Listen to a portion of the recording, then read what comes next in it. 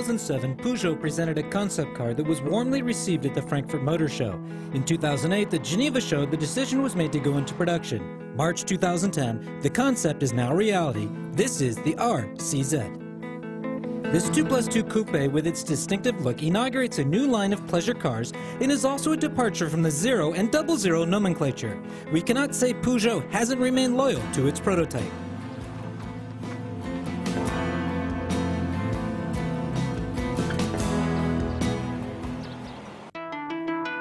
The double bubble roof and rear window are the RCZ's primary styling cues, but there is also the large vent with rounded fenders and lights that flow in kind.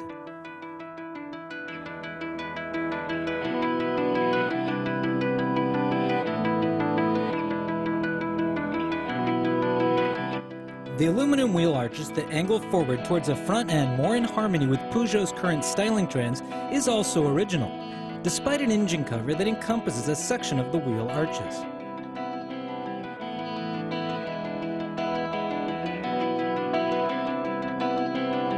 Under the bonnet is an all-new version of the tried-and-true 200 brake horsepower 1.6-liter THP, which we will come back to later. As Peugeot is looking to take on the Germans at their own game, it had to give the interior a lot of attention, whether it was the lines, overall look, or finish. And that it has done, especially in this sport finish reserved for the 200 brake horsepower version.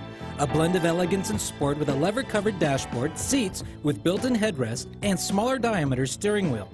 The only drawback is the somewhat tacky rear seatbelt. However, the boot offers tons of storage space. Now it's time to get behind the wheel of the RCZ. The lowered seats offer a comfortable driving position. The pedals are set a tick high, especially the clutch. The first order of business is to see what this new 200 bhp direct injection version of the 1.6 THP has to offer. The RCZ has multiple personalities, including that of a car that takes full advantage of the torque procured by its excellent motor.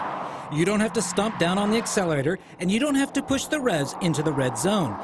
The RCZ easily gets up to speed, offering an engine noise on par with today's best sports cars.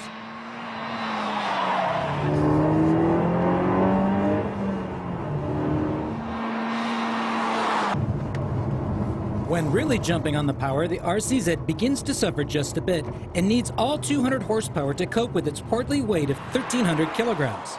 In these conditions, you have to battle with the gear shift. Despite a shorter level on the sport version, the gear travel is too long and lacks precision, which is quite a shame.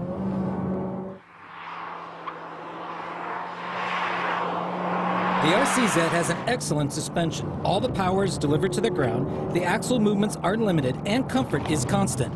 You get the feeling you are at the controls of a small sports car, but its width-wheelbase ratio keeps the back end from stepping out, which results in some pretty unpleasant understeer.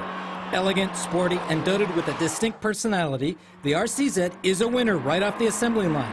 At 30,000 euros for the sports version, it doesn't lack for arguments in its favor.